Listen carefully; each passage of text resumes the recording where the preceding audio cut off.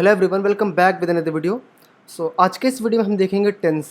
ठीक है, आज हमारा टॉपिक है टेंस, राइट। चाहे वो किसी बोर्ड एग्ज़ाम की तैयारी हो, किसी भी एनुअल एग्ज़ाम की तैयारी हो, स्कूल वाले एग्ज़ाम या फिर कॉलेज के एग्ज़ाम हो, या फिर किसी भी कम्पिटेटिव एग्ज़ाम की बात करें, टेंस को अगर हम सिंपल वे में नहीं समझेंगे तो क्रिटिकल वे हमारे हमारे समझ में नहीं आएगा। क्योंकि अक्सर मैंने देखा है जिनको कम्पिटेटिव एग्ज़ाम की तैयारी करनी होती है या फिर सीबीएसई के बोर्ड एग्ज़ाम में आने वाला हो, कोई भी बोर्ड एग्ज़ाम की ही बात करें, तो सबसे पहले क्या सोचते हैं कि क्वेश्चन का पैटर्न स्ट्रांग आएगा, क्वेश्चन का पैटर्न क्रिटिकल आएगा, तो वो टेंस के पढ़ने का तरीका भी क्रिटिकल कर लेते हैं। ठीक है, मतलब सिंपल से क्वेश्चन से नहीं समझते, डायरेक्ट क्रिटिकल में पहुंच जाते हैं, इसलिए उनका टेंस का फंडा ही क्लियर नहीं होता। इसलिए देखो, कोई भी कॉन्सेप्ट अगर पढ़ना है तो तरीका होता है कि सबसे पहले उसे सिंपल वे में जितनी आसान से आसान लैंग्वेज में पहले समझ सको, उसको समझो, इसके बाद ही क्रिटिकल में पहुंचो। ठीक है, तो हम आज इस पर्टिकुलर वीडियो में टेंस देखेंगे और बहुत ही आसान लैंग्वेज में। ठीक है, चलिए देखते हैं, आगे बढ़ते हैं। देखिए, अगर हम टेंस की बात करें तो टेंस क्या है? Tense is the time, right. Tense time है, बोल सकते हैं। हिंदी में पढ़ा होगा, 6-7 में बताया जाता था। टेंस काल कहलाता है, काल। ठीक है, काल। अब काल वो भूत वाला नहीं, मतलब काल का मतलब समय। ठीक है, तो हम बोल सकते हैं कि tense denote the time of action, मतलब जो भी काम किया जाता है, ठीक है, चाहे वो किसी भी समय पे काम किया जा रहा हो, जो भी काम किया जा रहा है, किस टाइम पे किया जा रहा है, उसे हम टेंस कहते हैं। देखो, टेंस बना कैसे? हम क्या कर रहे हैं, हम हिंदी लैंग्वेज बोलते हैं, ठीक है, मेजॉरिटी तो हिंदी बोलते हैं, ठीक है, जो भी आपकी लैंग्वेज हो। इसके बाद हम क्या सीख रहे हैं? इंग्लिश। ठीक है, अब हमें हिंदी से इंग्लिश सीखने के लिए एक स्ट्रक्चर की ज़रूरत होती है, स्ट्रैटेजी की ज़रूरत होती है, एक तरीके की ज़रूरत होती है कि किस तरीके से हम बोल सकें, क्या उसमें चढ़ने की क्या रो हो सकती है, क्या स्टेयर्स हो सकते हैं। ठीक है, इसलिए अगर हमें सीखना तो सबसे पहले हम ABCD सीखते हैं, फिर ABCD को जब जोड़ते हैं तो क्या बनता है? ये लेटर कहला गए। फिर वर्ड्स बनते हैं, वर्ड्स के बाद हम बनाते हैं क्लॉजेज, मतलब सेंटेंसेस बोल सकते हो। ठीक है, इस तरीके से हमारे पास इंग्लिश को सीखने का एक तरीका होता है। ठीक है, इंग्लिश को सीखने का ये तरीका है। तो जो भी एक्शन हम करते हैं, वो एक्शन जो है जिस टाइम पे किया जा रहा है उसके बारे में बताता है। ठीक है, जैसे अगर हम बात आपसे पूछें कि जनरली हम कितने कितने टाइम पर बातें करते हैं, मतलब किस किस टाइम पे बात कर सकते हैं, किस किस तरीके से बात कर सकते हैं, तो क्या हम कह सकते हैं कि अगर बातें होगी तो वो प्रेजेंट में होगी। ठीक है, प्रेजेंट में होगी, या फिर वो तो पास्ट में होगी, या फिर इसके बाद फ्यूचर में होगी। क्या इसके अलावा भी कोई टाइम है? ऐसा ही होता ना कि एक वक्त है, एक वक्त बीत गया, एक वक्त आने वाला है। तो ये 3 टाइम होते हैं, 3 तरीके से हम बातें भी करते हैं। तो यही चीज़ें कहलाती है टेंस। देखो, जब टेंस पढ़ रहे हो ना इस वीडियो के माध्यम से, तो ये पुराना कॉन्सेप्ट जो तुमने पढ़ा होगा, ट्रेडिशनल कॉन्सेप्ट, उसे छोड़ देना इसमें, क्योंकि मैंने स्पोकन और ग्रामर का दोनों का मिक्स करके बता रहा हूँ ताकि तुम्हें आसानी समझ में आए। तो एक होता है प्रेजेंट, ठीक है, जो हमारा चल रहा है।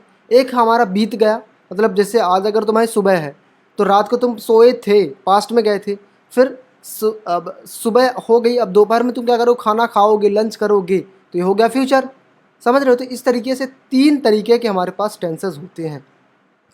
इन टेंसेस को भी अब बता दूँ, हिंदी में पता होगा, प्रेजेंट का वर्तमान, पास्ट का भूतकाल, फ्यूचर का भविष्यकाल। अब ऐसा मत करना कि पास्ट मतलब भूतकाल, मतलब जहाँ बहुत सारे भूत होते थे तो उसको समझ लो कि तुम पास्ट का भूतकाल। ठीक है, तो हर टेंस जो है, ये टेंस 3 हो गए ना, टेंस के टाइप हो गए 3, प्रेजेंट, पास्ट, फ्यूचर। तो ये ईच वन ऑफ देम, इनमें से हर एक 4 पार्ट में डिवाइड किया गया है। कितने पार्ट में? 4 पार्ट में। अब 4 पार्ट में क्यों डिवाइड किया गया है?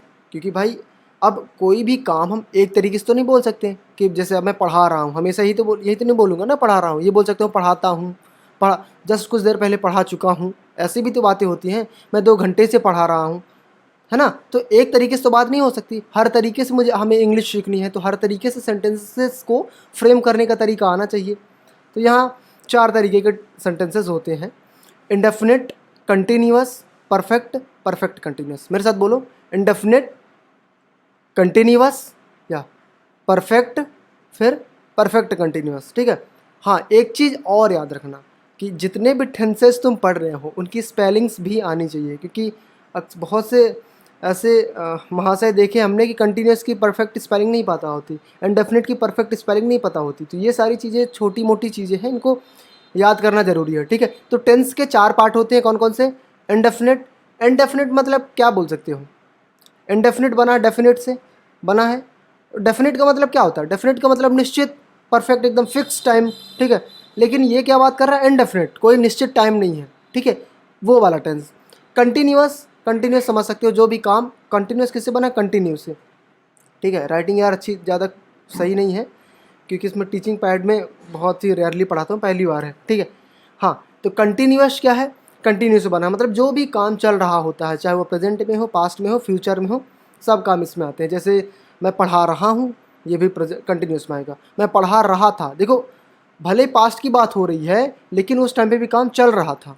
मैं पढ़ा रहा होऊंगा, भले ही फ्यूचर की बात हो रही है, लेकिन वहाँ टाइम पे काम चल रहा था, ठीक है।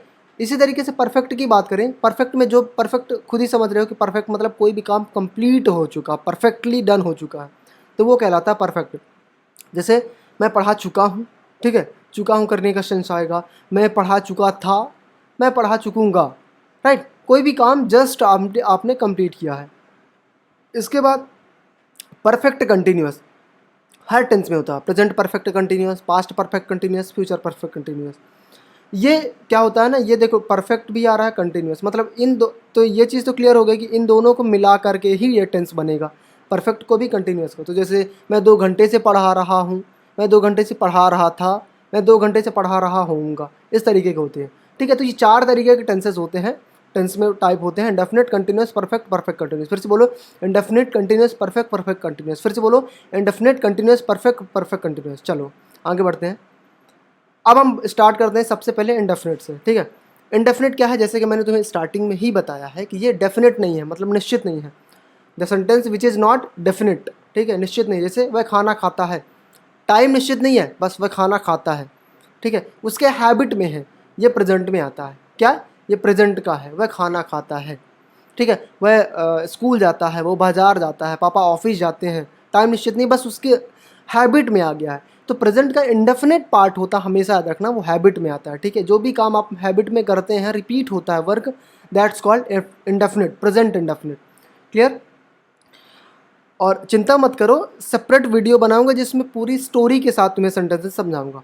अब इसका फंडा क्या होता है? जब सेंटेंस सिंपल होगा, अगर आप में से कुछ लोगों ने टेंस पहले से पढ़ रखा होगा तो उसको क्लियर हो जाएगा इतनी सी चीज़ों में। जिनको नहीं क्लियर होगा तो नेक्स्ट वीडियो तो आने वाला ही है। तो जो सिंपल सेंटेंस होता है उसमें एस का प्रयोग होता है। एस मतलब होता है वर्ब की 5th फॉर्म। क्या आप जानते हैं वर्ब की 5 फॉर्म होती हैं? First, second, third, fourth, fifth होती है। जैसे हो गया गो, एक सेकेंड, जैसे हो गया गो, गो का सेकंड फॉर्म बनेगी वेंट, थर्ड फॉर्म बनेगी गोन, फोर्थ फॉर्म बनेगी गोइंग, ठीक है, और फिफ्थ फॉर्म बनेगी गोज। समझ रहे हो? देखो टेंस में तुम्हें ये पढ़ाया जाता है कि यस ये इस फॉर्म, यस ये इस फॉर्म, ठीक है। यस ये इस फॉर्म तुम्हें आसान करने के लिए होता है, लेकिन अगर तुम ये कॉन्सेप्ट समझ जाते हो कि जो यस ये इस फॉर्म होती है इंडेफिनिट में, वो वर्ब की 5th फॉर्म होती है, तो केवल यही फंडा रखो ना कि अफर्मेटिव सेंटेंस में वर्ब की 5th फॉर्म लगेगी, ऐसे इस फॉर्म से मतलब नहीं है, ठीक है। तो अगर सेंटेंस अफर्मेटिव है, ठीक है, और सब्जेक्ट जो है सिंगुलर है, सब्जेक्ट क्या है? सिंगुलर है, वैसे इस फॉर्म लगेगी। हेल्पिंग वर्ब इसमें डू डज लगती है। और अदर, और एक चीज़ हमेशा याद रखना कि कोई भी टेंस हो, चाहे प्रेजेंट हो, पास्ट हो, फ्यूचर हो, सब में इंडेफिनिट में वर्ब की फर्स्ट फॉर्म लगती है। क्लियर? आगे बढ़ते हैं। वह बाजार जाएगा, फ्यूचर की बात हो गई, ठीक है, निश्चित नहीं है लेकिन काम चल रहा है उसका बस। विल सेल, इसमें विल सेल हेल्पिंग वर्ब लगती है, फ्यूचर की बात है, ये वर्ब की फर्स्ट फॉर्म हमेशा लगती है इंडेफिनिट में, मैंने तुम्हें पहले से बता दिया है। उसने खाना खाया था, ये पास्ट की बात है, इसमें डिड लगती है, अफर्मेटिव वर्ब की सेकंड फॉर्म लगती है, और इंडेफिनिट में वर्ब की फर्स्ट फॉर्म। ये कॉन्सेप्ट अपन बाद में क्लियर करेंगे, लेकिन ये चीज़ क्लियर रखना कि हेल्पिंग वर्ब तुम्हें याद रखनी है हर टेंस की। वह लाइब्रेरी में पढ़ता है, वही चीज़ आ गई, इसकी ही सेम सेम चीज़ रहेगा, ठीक है। इंडेफिनिट का हो गया। कंटिन्यूअस का देखें, work happens in continually, continuity, ठीक। कोई भी काम क्या होता है, कोई भी एक्शन होता है कंटिन्यूटी में होता है। जैसे वह खाना खा रहा है, ठीक है, वह बाजार जा रहा होगा, वह पढ़ाई कर रहा होगा, मैं लाइब्रेरी में पढ़ रहा होगा, ठीक है, वह लाइब्रेरी में पढ़ रहा होगा, इस तरीके से। अब देखो है आए, है मतलब प्रेजेंट, तो इज़मार हेल्पिंग वर्ब लगेगी, साथ ही साथ वर्ब की आईएनजी फॉर्म लगेगी। क्लियर हो रहा है? अगर होगा आए, होगा आए, क्या रहा होगा, तो विल सेल लगेगा, विल सेल बी लगेगा, आईएनजी लगेगा। क्लियर रखना ये चीज़, ये फंडे क्लियर रखना।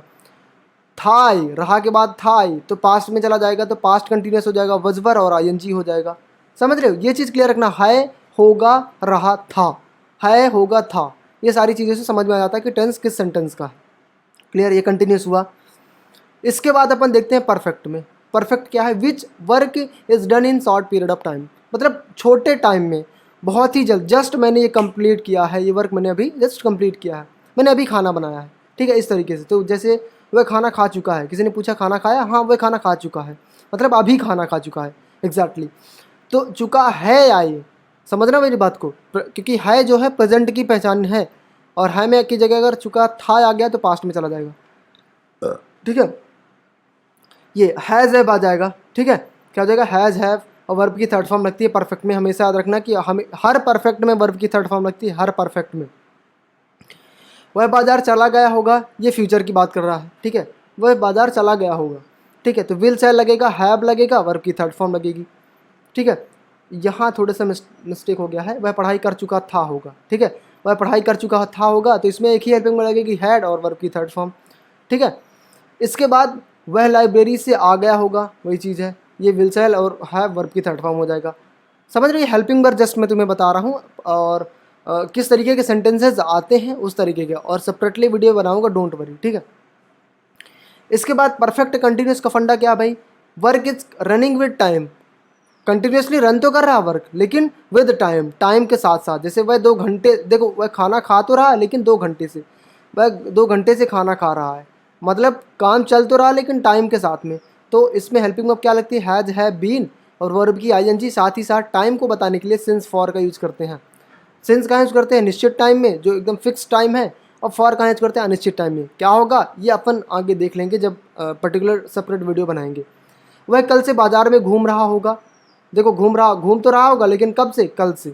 या विल सेल हैव बीन लगेगा, हैव बीन, इसमें बीन तो लगेगा, फिक्स है इसमें। हैव परफेक्ट तक आता था, अब जैसे ही परफेक्ट कंटिन्यूस में आए तो बीन लग गया। वर्ब की आईएनजी फॉर्म लगनी ही लगनी है, सिंस फॉर लगेगा ही लगेगा। वह सुबह से पढ़ाई कर रहा था, वह सुबह से पढ़ाई कर रहा था, पढ़ाई कर तो रहा था लेकिन कब से कर रहा था, सुबह से, टाइम दिया हुआ है। हैड बीन लगेगा, वर्ब की आईएनजी फॉर्म लगेगी और सिंस फॉर लगेगा, ठीक है। इसके बाद वह पिछले 2 घंटे से लाइब्रेरी में पढ़ रहा होगा, तो पिछले 2 घंटे से, यहाँ भी टाइम है, ठीक है। तो इस तरीके से ये विल सेल हैव बीन हो जाएगा, वर्ब की आईएनजी सिंस फॉर हो जाएगा। इस तरीके से ये सारे टेंसेस हैं, और इसके सेपरेट वीडियो में आपको जस्ट इसके बाद ही लाना स्टार्ट करूँगी, जिसमें कि सबसे पहला होगा इंडेफिनिट का, पूरा डेप्थ से क्लियर करूँगा, क्योंकि इंडेफिनिट के बाद ही पार्ट्स आएंगे। जैसे इंडेफिनिट के जैसे पार्ट्स देखे तो उसमें भी होते हैं अफर्मेटिव, निगेटिव, और क्या होता है इंटरोगेटिव, और होता है इंटरोगेटिव प्लस निगेटिव, तो इनको भी तो देखना पड़ेगा ना। अब देखो ये कैसे आए, ये होते हैं सेंटेंस को फ्रेम करने के तरीके, कि हम किस किस तरीके से बात कर सकते हैं। जैसे मैं खाना खाता हूँ, मैं खाना नहीं खाता हूँ, क्या आप खाना खाते हो, क्या आप खाना नहीं खाते हो। इस तरीके से सेंटेंसेस को हर एस्पेक्ट से, हर तरीके से, हर कोने कोने से सेंटेंस को फ्रेम करने का तरीका आना चाहिए, ठीक है। सो आई होप ये वीडियो हेल्पफुल लगी होगी। इसके अगले वीडियो में आपको पूरी टेंस की सीरीज़, ये मतलब टेंस की सीरीज़ तो आने वाली है, अगले वाली वीडियो से आपको पूरा समझ में आने लगेगा अच्छे से। So let's meet with another video, until then bye bye, see या।